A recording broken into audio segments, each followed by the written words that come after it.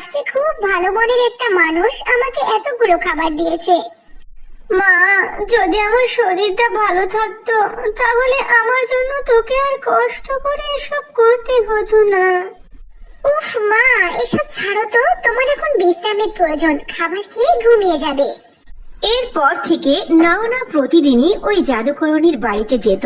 জাদুকরণী কিছু না কিছু খাবার জিনিস নয়নাকে দিত, আর নয়না জাদুকরণীর দেওয়া সবগুলো খাবারই নিয়ে প্রতিদিনই বাড়িতে চলে আসতো। এভাবে প্রায় কিছুদিন কেটে গেল। একদিন জাদুকরণী নয়নাকে বলল, আজকে আমি তোমার জন্য নিজে হাতে পায়েস রান্না করেছি, আপনাকে অনেক অনেক ধন্যবাদ। কিন্তু মেয়ে শোনো, তোমার কাছে আজকে আমার একটি প্রশ্ন। আমি তোমাকে প্রতিদিনই খাবার দিই আর তুমি সেগুলো না খেয়ে কোথায় নিয়ে যাও?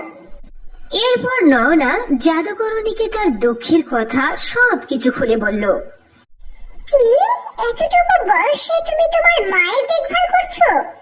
এটা অনেক গর্বের বিষয় বাছা।